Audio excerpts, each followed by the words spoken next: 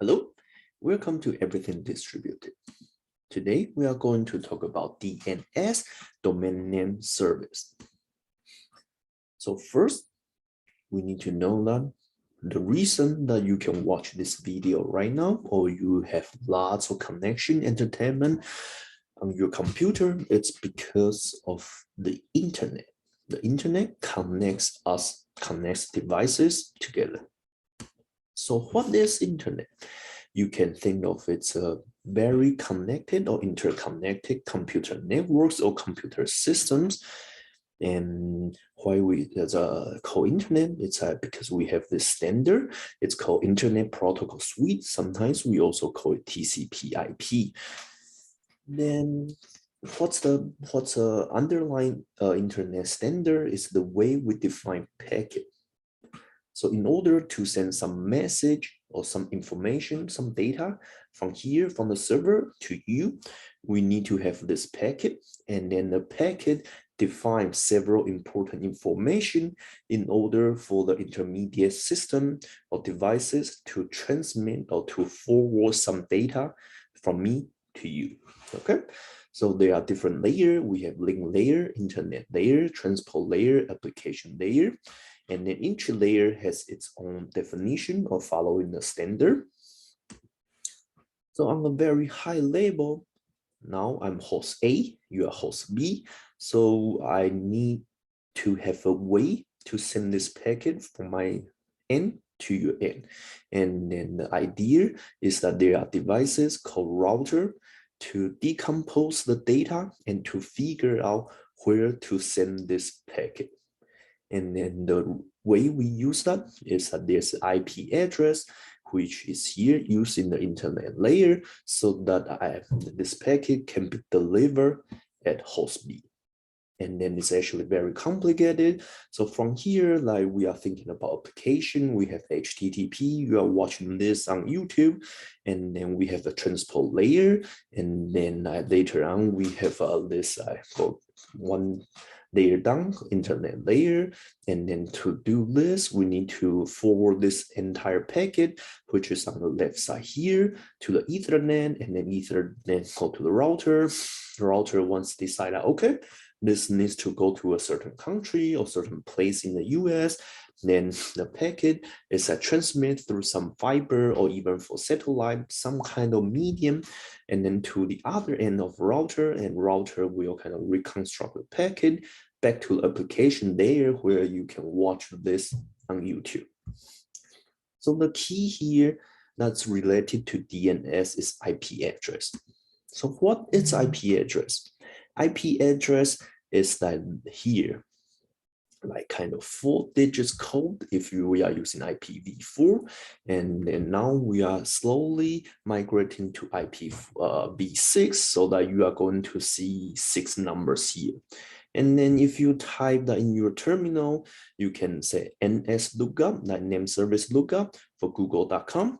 Then it will give you some address. Here is on my end. Then if you tried it, you might see a different IP address.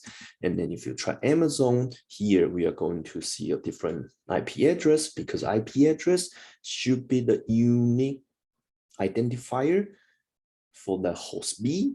Then so that if I decide to send some packets, send some data, the internet, the intermediate devices router can decide where to forward or where to deliver this packet. Then you might think that, okay, those are those numbers, but like, how can I use it? Because it's impossible for human to memorize that. And that's the beauty for domain name service. You can think of that as a phone book or library index of the internet. So what you remember is at google.com, amazon.com, or that your university company. So that's URL or that your website name, okay? Then DNS help you translate the URL, website name into IP address. So the key design for DNS is that how can I represent names, and then how do I search, store, index? And then if you think about that, you might think, okay, on a single computer is super easy. It's basically just a dictionary, key value pair, but you need to serve all the connected devices, all the users on internet, then now this, because of the scalability issue, availability issue, this is a non-trivial design. And one principal idea that we can distribute the workload to many different servers is to use a hierarchical system. And the way, if you look at like right now, the URL is like say google.com or like google.com.tw or like different country code. And that's show you the tree structure or like how the name should be read. Okay, so on the very top there, we have a root server, and then we have the so we have a root server here, and then we divide it into different name servers called TLD, top level domain.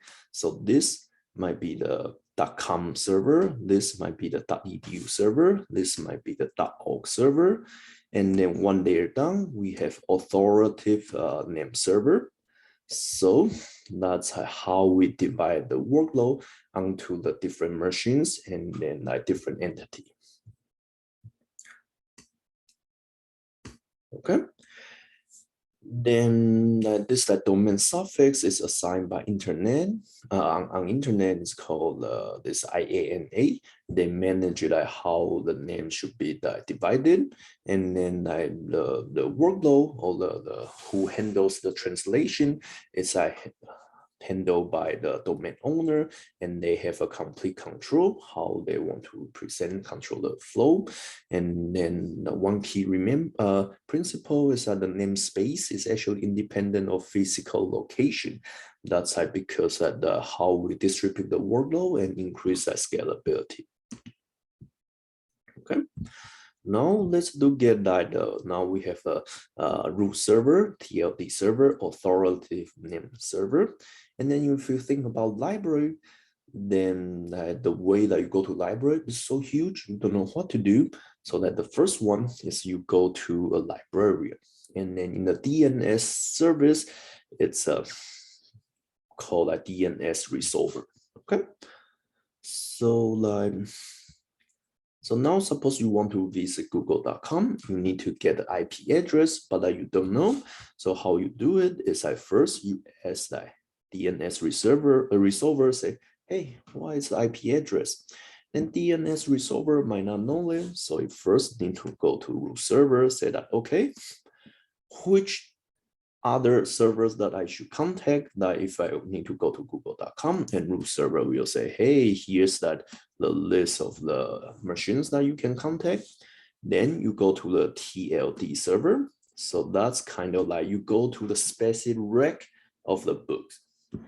Then this TLD server will return a list of other servers that, hey, here's something you need. Then the librarian, the DNS resolver, will go to the dictionary of the rec to retrieve the information. And then once it has the information, it will give the librarian, so say that, hey, this is the exact IP address. Then once the IP address, the resolver got the IP address, it will send it back to the user. And then the user can use that IP address to say, okay, now I can finally send a packet back to the google.com, and then google.com can return the result to the user. So that's the whole process of a DNS system, and then how it enables us to use the internet. Okay. But as you can see that you need to go to several places to figure out the IP address, and then that is needed for every website visit, or that you need to send something to others, which is not very efficient. So one idea that we can use is that we are going to use a cache everywhere. So what's inside the cache is that, remember that the core of a DNS, basically just a dictionary service, you match name, website name, URL to IP. So that the local resolver can remember this information in the cache. And then we also have the time to live field, so that to remember that, okay, how often I need to update this information. And then the user at the browser or OS level he or she can also like store this information locally. So every time you want to visit google.com, you don't need to traverse the whole system again. Okay. Then the other important information for DNS is that DNS actually has many zones. And then what's zone? Zone is that a portion of the namespace. So remember what's namespace is this tree hierarchical thing, then managed by administrator. So this is administrative space, which should not be confused with the namespace that we talked about earlier, okay? Then administrative space typically is tell you that, okay, who should handle this translation service. And then for availability, each zone should have like multiple authoritative name servers. If in case like if some server goes down, then this DNS service can still be provided. So that's all I want to share today. The first is the internet, and then why we need to have IP address, and then we want to know the function of a DNS. They translate from website name into IP, and also like this namespace, especially we use a tree structure to store this. And that's all for today. Thank you.